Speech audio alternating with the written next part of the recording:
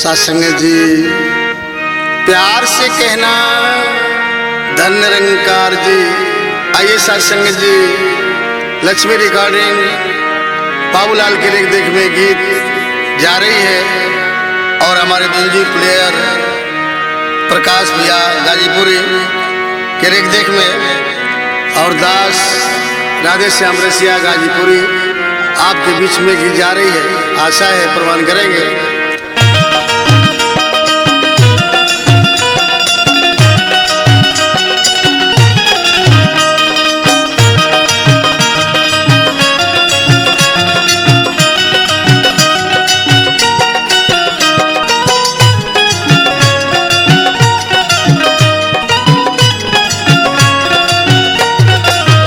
सतगुरु आज हमारी आ गइल, लागता की तिवारी आ गइल। सतगुरु के शरण जे भी आइल वो कन्हैया भव से पार हो गइल,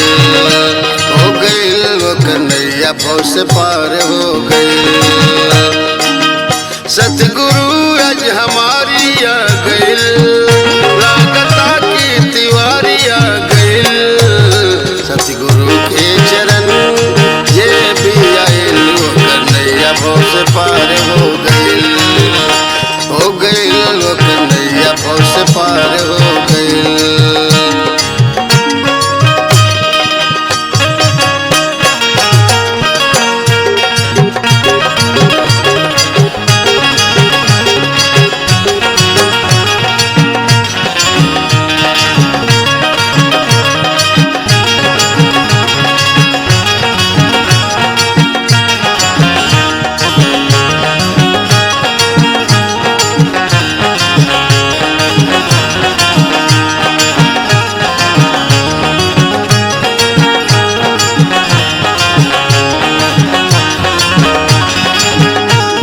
चरनिया के महिमा भारी,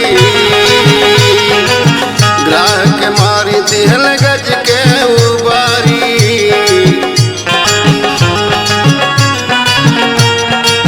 गुरु के चरनिया के महिमा भारी, ग्राह के मारी दिहल गज के उबारी। संतो ऐसा चमत्कार हो गइल, चमत्कारी हो गइल। सतगुरु के चरण जे भी आइल वो कन्हैया भव से पार हो गइल, वो कन्हैया भव से पार हो गइल।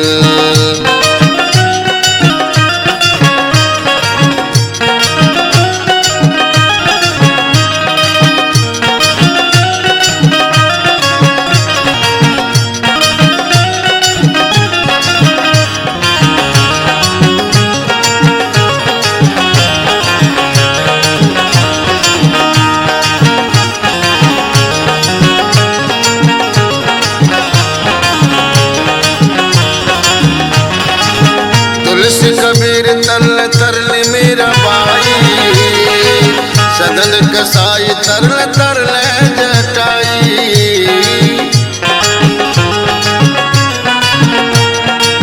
तुलसी कबीर तरल तरल मेरा भाई, सदन कसाई तरल तरल जटाऊ। केवट के उधारे हो गइल, केवट के उधारे हो गइल।